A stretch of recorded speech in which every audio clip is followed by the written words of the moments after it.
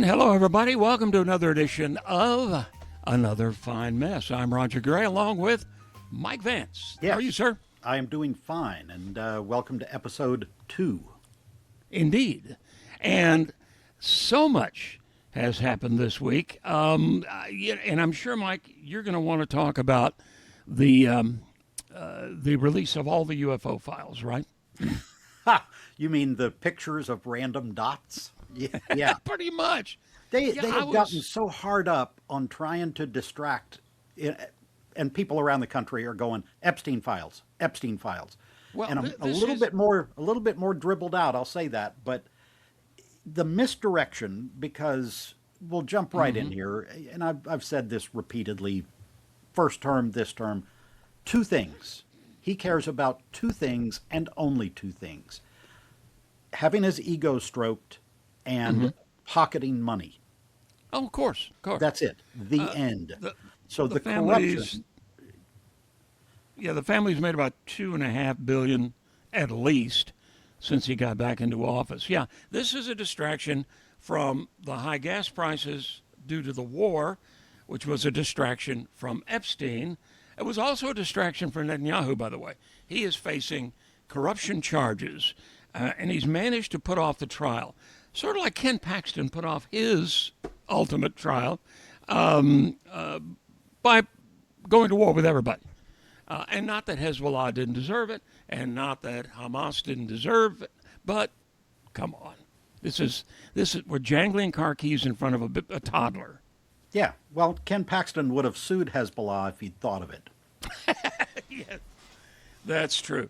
But I know what you'd really like to talk about are the events at the Supreme Court. Let's start with that, which we tend to have forgotten because, like drinking from a fire hose, it's something new every day. The reflecting pool and you name it. I have some ballroom news, and we're going to talk about the war. But first, let's talk about the Supreme Court and Louisiana versus Calais. And I know you had a real interest in this. Well, we all should. We all should, but I do as a historian because I've done a lot of work about the history of black voting rights. And this started, the 15th Amendment passed 1870-ish. Little known fact, several of the southern states had already passed state laws that blacks were allowed to vote a couple of years prior to that 15th Amendment. But nonetheless, let's say 1867 to 1870. Immediately, those white ex-Confederates started trying to disenfranchise blacks. Keep in mind, these are the same people that didn't want the freed, emancipated blacks to get schooling either. Uh, there are murderous attacks on schools and schools being burned down. They're doing the same thing with voting. And to their undying credit, the Union carpetbaggers that the South liked to call them that came in organized black voting groups. There was a group throughout most of the South, but especially strong in Texas, called the Union League.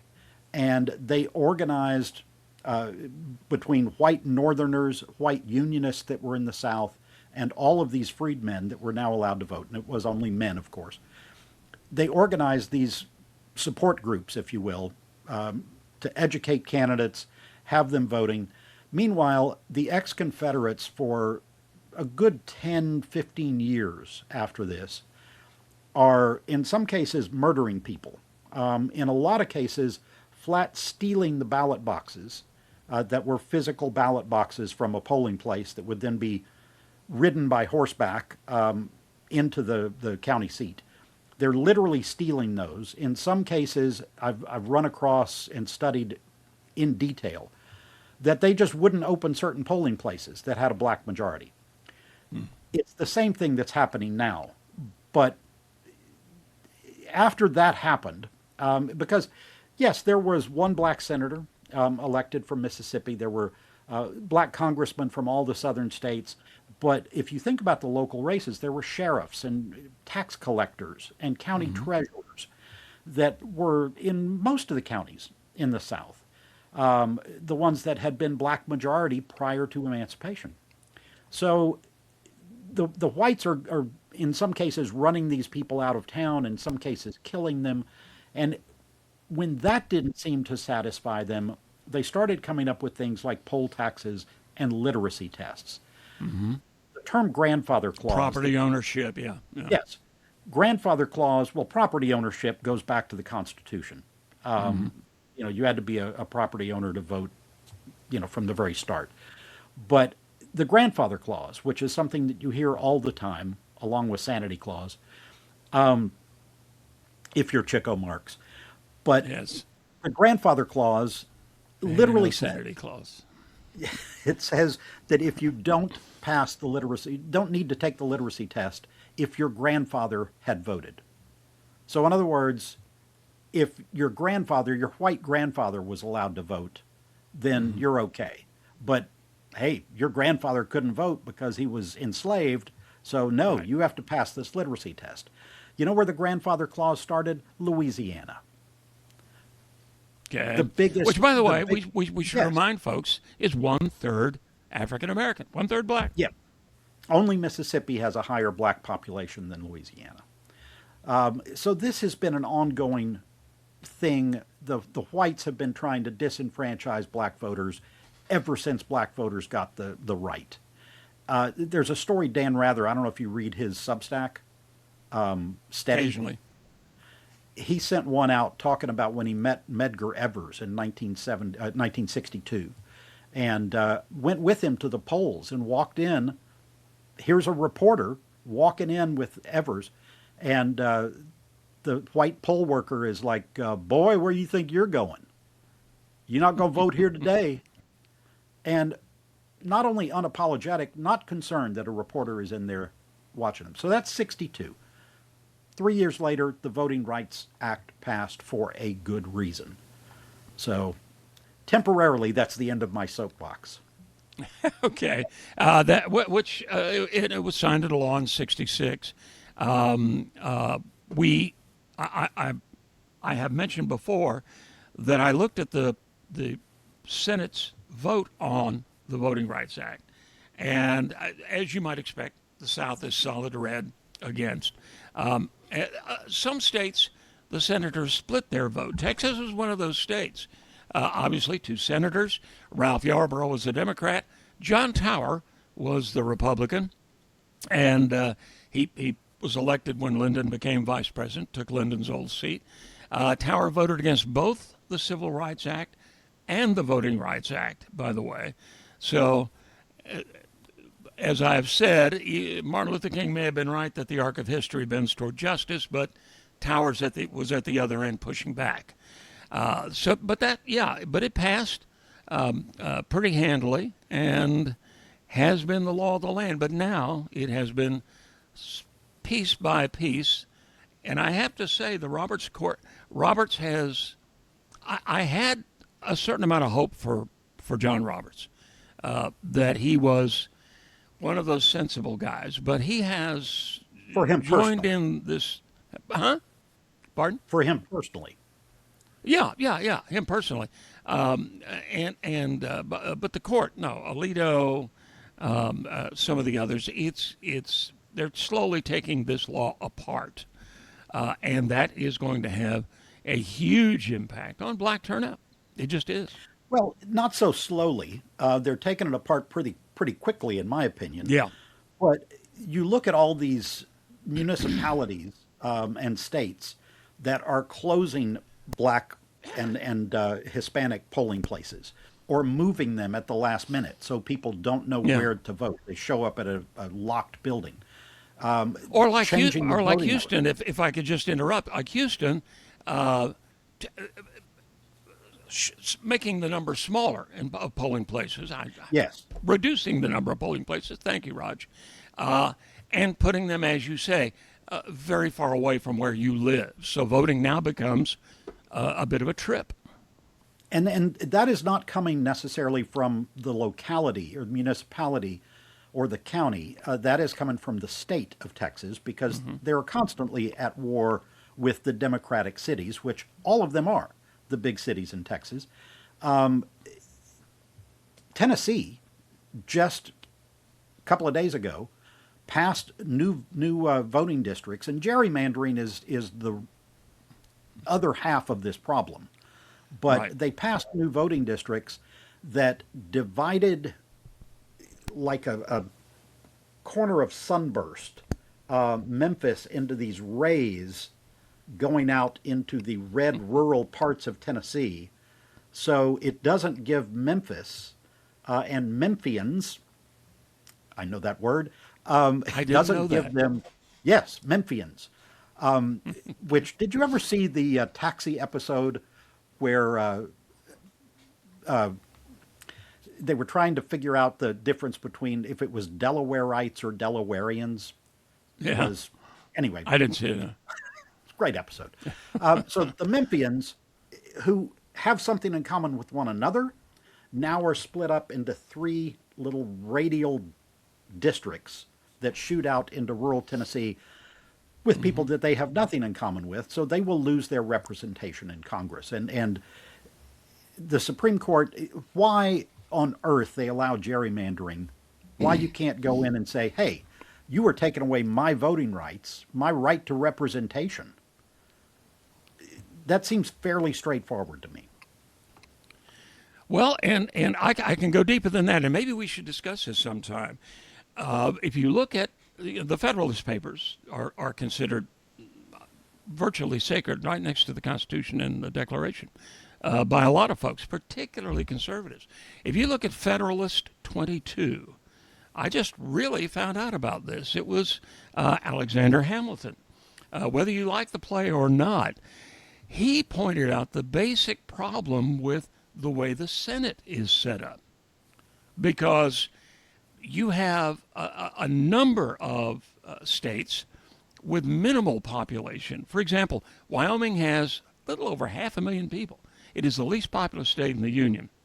Montana has right at 1 million. So there you have 1.5 million Americans, voting Americans, represented by 4 senators. You could add Texas with 32 million. You could add California with 39, and you're still talking about 4 senators. He thought that was basically goofy. Well, it That is. that the majority of people could be live under laws that were basically decided by people representing of a minority of Americans. And, it, and I we found are. that a very logical argument. Well, we do, but the reason that came about was because the slaveholding rural South wanted Right. equal representation. So, like the Electoral College, the design of the Senate was to protect slaveholding planters. That's how both of them came to be. So if you're a fan of Hamilton, read Federalist 22. It I makes like so the much I like the sense. play a lot better than the person. I think he's an overrated windbag, actually, as a historical figure. Play, I But in got this no problem particular with. case, I think he was right. Yeah, no, I think he Yeah. was right several times, but he also, I mean, the fact, if you want to talk about slavery, he held slaves, and yet he's put forward as this guy. He not only held them, he dealt his father-in-law's slaves, helped him, the father-in-law, buy and sell them. Well, and he So, was mixed race, which is terribly ironic. So, yeah. yeah, I'm more of a James Madison fan than I am a Hamilton fan. Well, I can understand that. Um, let's move on. Let's talk about the war. Yep. The war, that thing that's going on in the Middle East. We're looking at incredible economic downside of this. The general figures just came out yesterday, as a matter of fact. Actually, jobs have held reasonably well. Not great. It ain't a great report, but it's better than they expected. And GDP is okay, but the stock market is being driven by AI, pure and simple. There are just a handful of stocks that are driving the entire market. So when that is bragged about, you know, the Dow hit 50. Okay, yeah, it did, and it's largely driven by Meta and Anthropic and all of these guys. You look at the war. we've either won it, or we're going to win it, or it's over, or it's not over, or we're waiting on a treaty, or we're. And now we have a report from Jonathan Lemire that his sources in the administration say Trump is just bored. He's bored with this whole thing. He just wants wrap it up, get some kind of agreement, and we'll move on to Cuba. First of all, probably. I mean, Yeah. the guy, we all know that he is a child, a bullying child. That is all he is. It's all he ever has been. If you go back and study him at age 20, it was all he was. But so, yes, I'm sure he is bored. He gets bored easily. Talk about waving the keys in front of the toddler. That's Right. what his handlers have to do constantly. Well, But exactly. Well, in, his morning briefing has to be a video yes, because look. There's nothing he likes on TV except Fox and Friends, frankly, and they have to put together these videos of stuff blowing up, and that is his morning briefing, the same morning briefing from intelligence services that every reasonable president has gotten from both parties. yeah, It and has other to be presidents. it has to be a show. Yes, other presidents read multiple newspapers. What I was going to say, though, before we went off on yet another tangent, but Sorry. well, no, not at all. And I was just going to say to anybody watching or listening, expect that, because that's kind of what we do. There, within the same 20-minute span, you have we're working on a peace treaty. We are holding the ceasefire. We just blew up 3 ships. So, you know, ceasefire used to actually Hello. mean we're not going to fire at each other until Right. this guy and Netanyahu got involved. And yeah, we have a ceasefire, but I didn't like the way they looked at him. So we're going to blow up that building. We're going to attack that base. But no, we still have a ceasefire. Well, no, you don't. Well, and that's we're seeing that illogic filter through the press conferences of everybody. Hegseth had one the other day, and a U.S. ship had been fired upon. It had fired back at the Iranians from on shore, one presumes, and a reporter from ABC, if I recollect correctly, said, "What does that mean? The ceasefire is over?" No, excuse me, it wasn't Hegseth. It was Rubio. And Rubio said, "No, we have to fire back. When your ship is fired upon, you have to fire back." That wasn't the question. The question was, does that mean the ceasefire is over? And he used the same illogic. Well, no, the ceasefire is over, and I don't know why you think our military shouldn't defend itself. Nobody thinks that. That was not the question. In other words, here we go.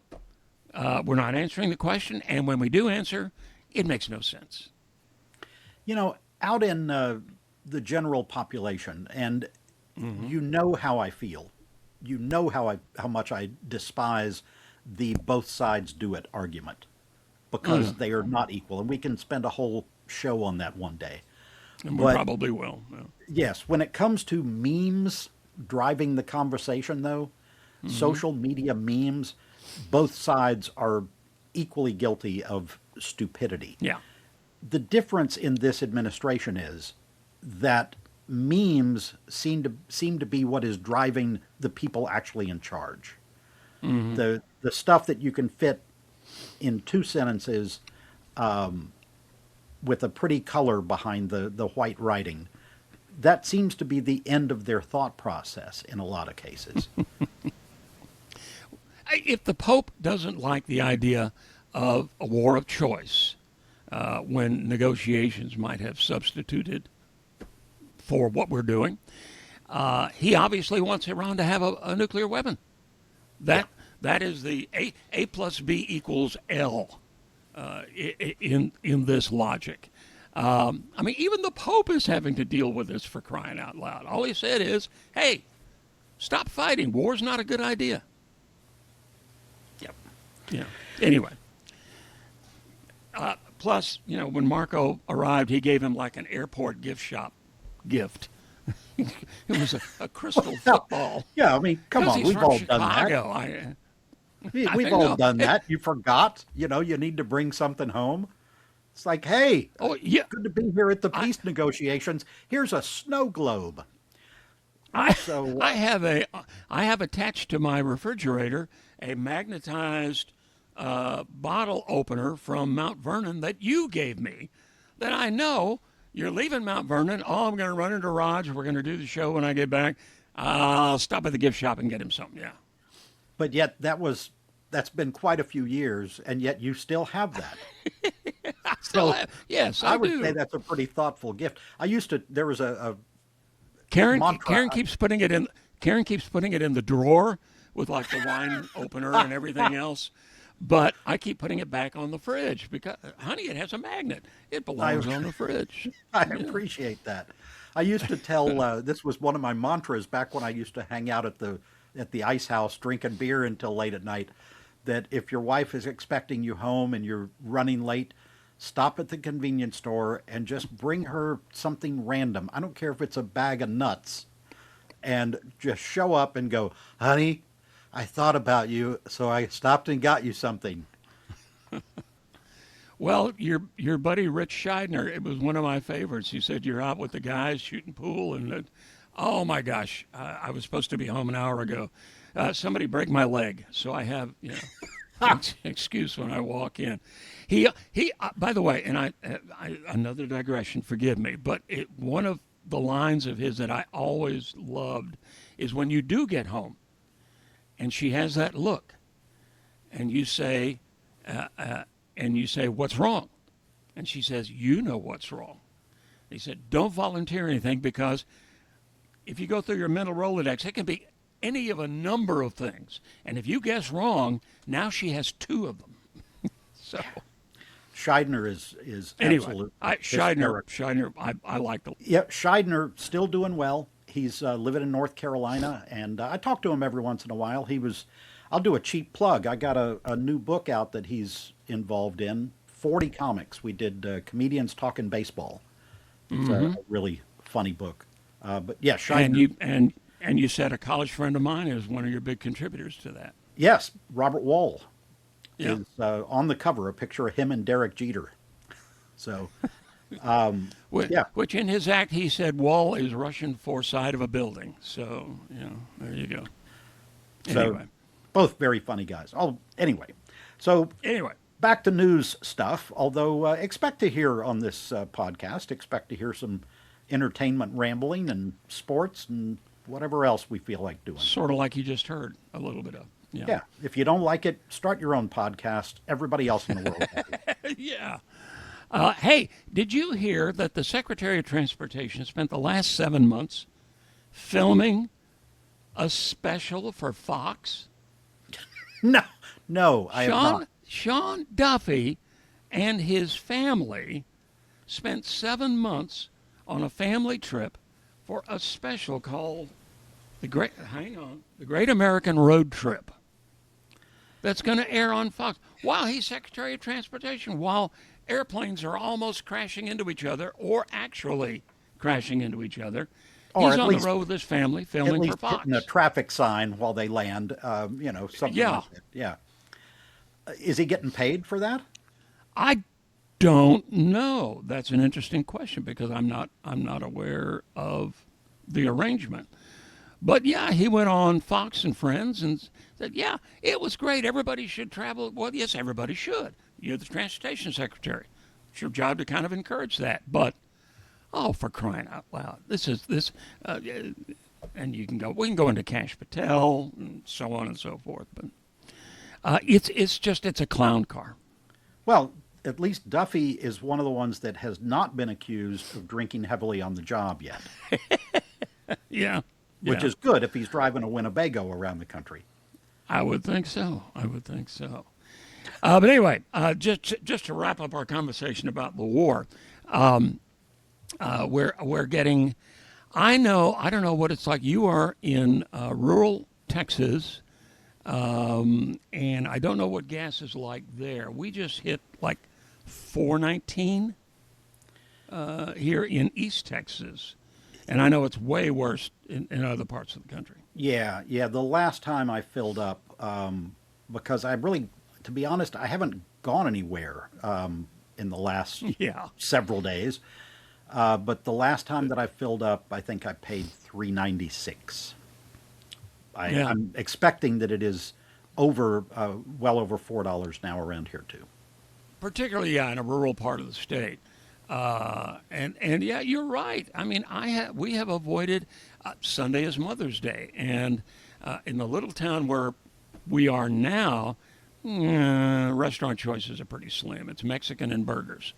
So I want to take her to the next town over, which is Nacogdoches, about a 30-minute drive, and I'm thinking, that's going to cost, yeah, just add that to the dinner. I mean, it's Mother's Day, so Well, it will. But I will remind you, Roger, people in yeah. Mexico eat Mexican food every day.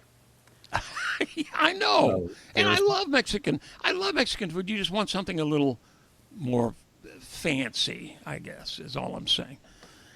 Fancy Mexican food would be fine. Yeah. well, ask for a little side bowl of sliced jalapenos or something like that, and there you go. There you go. And Bob's your uncle. So I never did understand that saying, by the way. It's a British I thing. I know.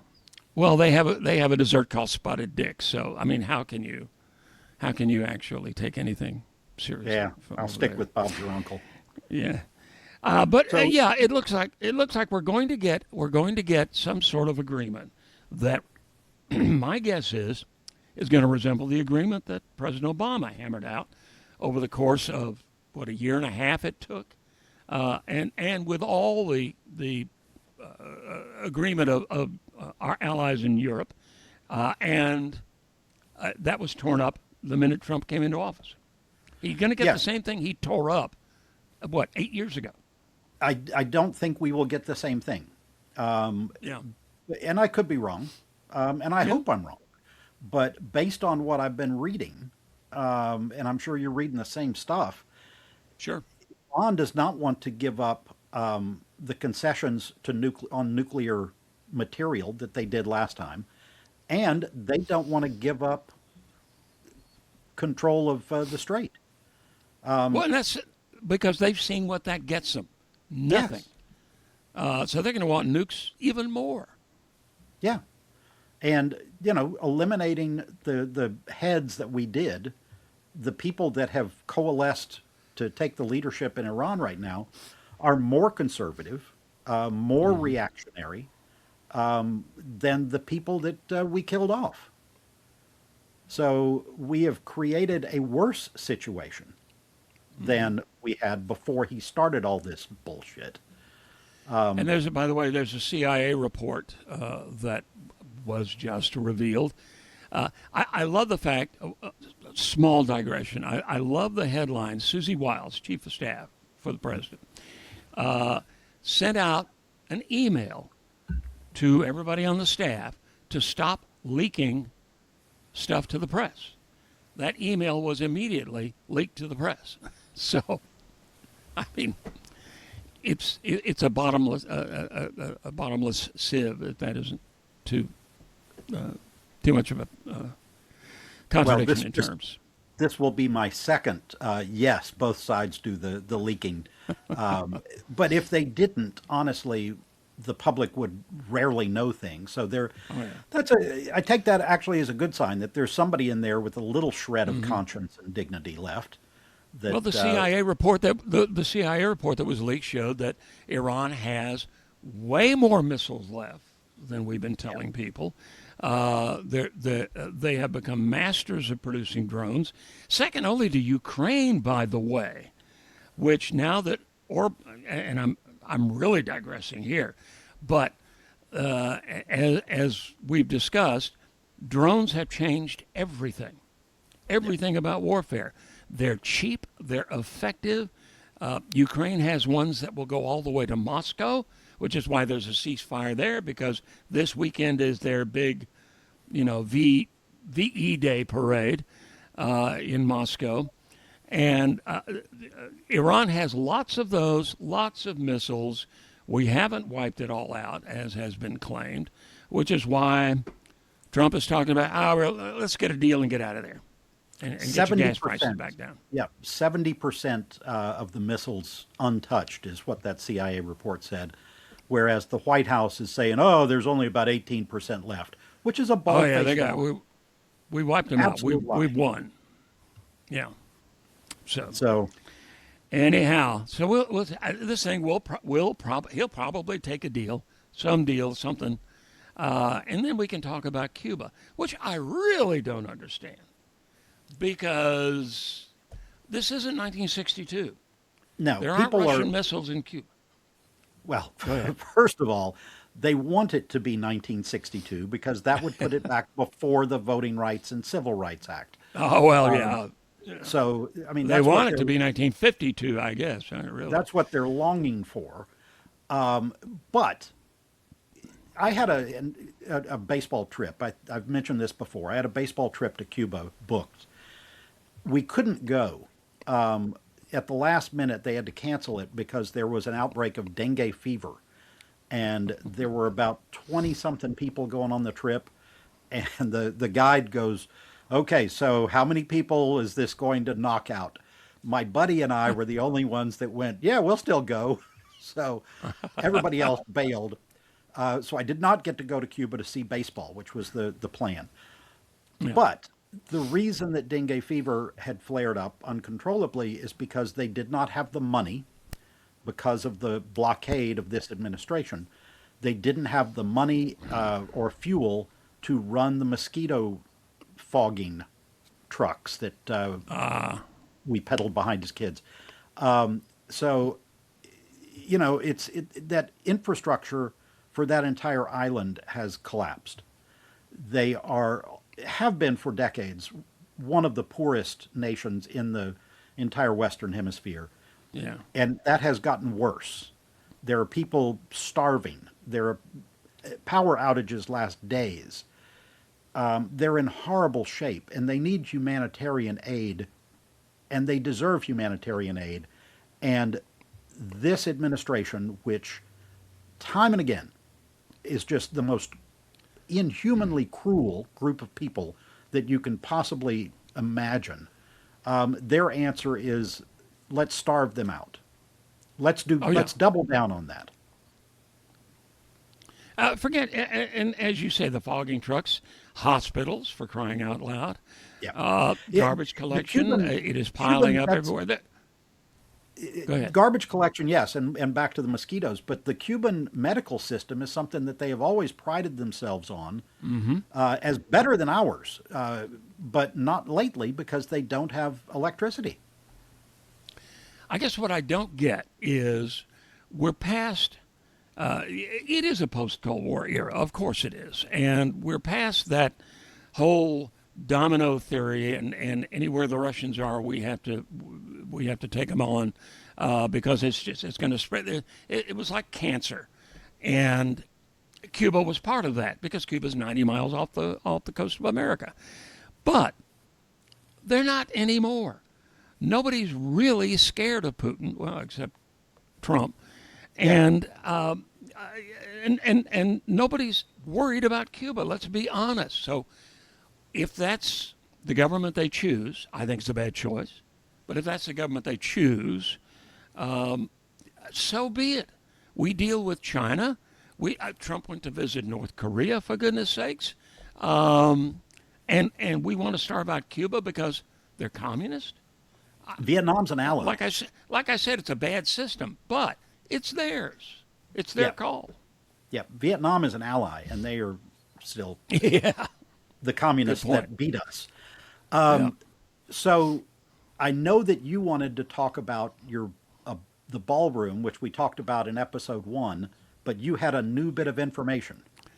Yeah, this I found interesting because I was not aware of this, and it's been around for a while.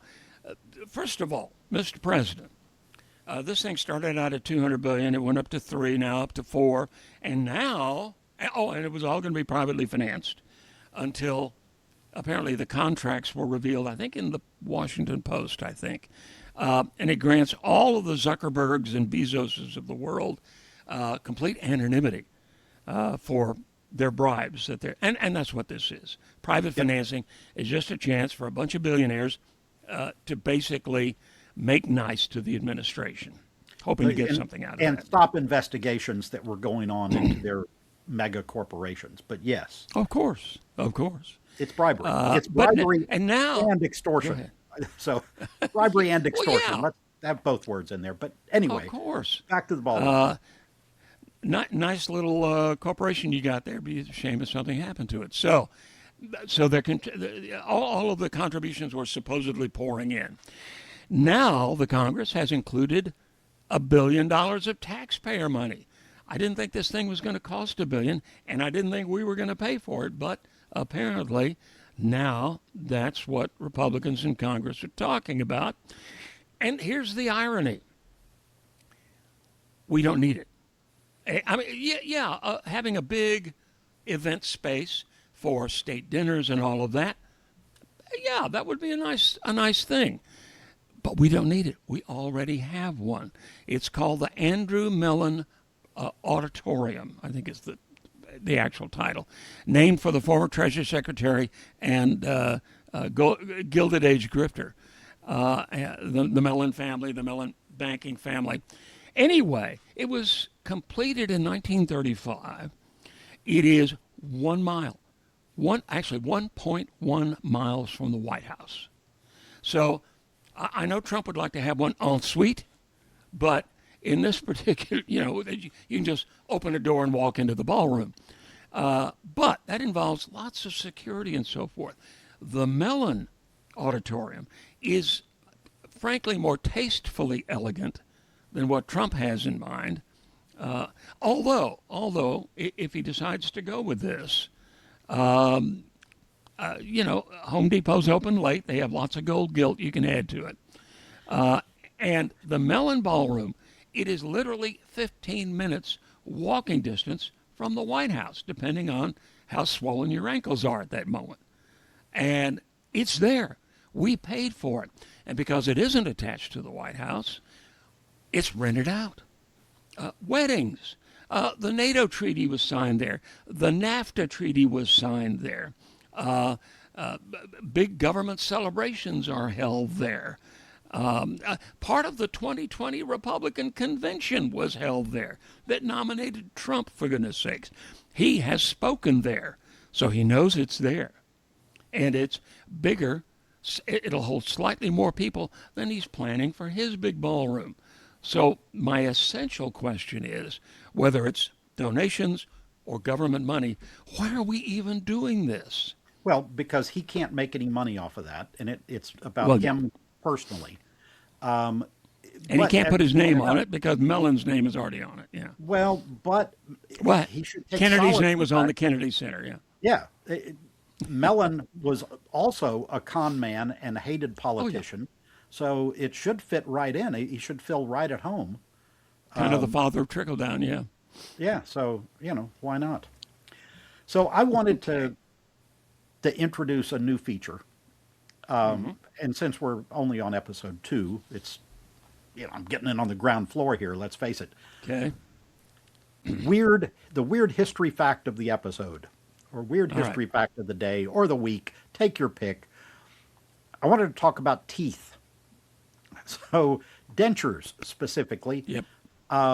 George Washington is America's most famous denture wearer, and people. The wives' tale is wooden teeth, and that's not the case. No. Not at all. We know about, he had 7 or 8 different sets of dentures. Spent more on dentures than he did on medical care for the entire household. That's for real, because all of If his only he account bought a books are there. toothbrush. Yeah. And everything at Mount Vernon is intact except for the magnetized bottle opener that I stole and brought to you.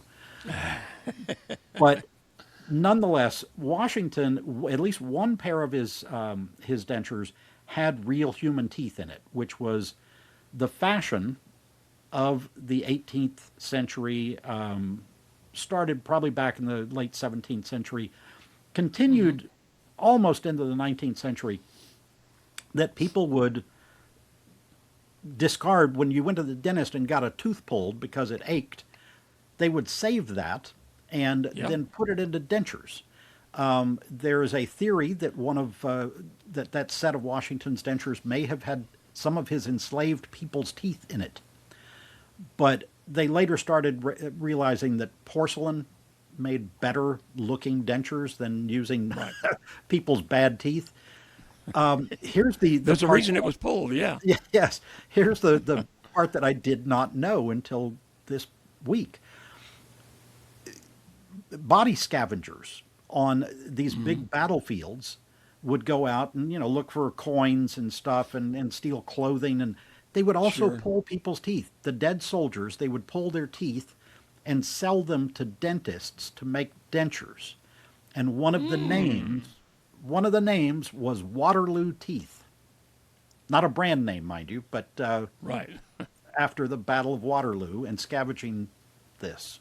So how's that for a pleasant first weird history fact of the week? Okay. We're going to try to. I prefer the ballroom story, but I find that fascinating. Michael, thank you, sir. Appreciate it. As always, we're going to wrap this thing up. Thank all of you, and join us next time for another edition of Another fine mess.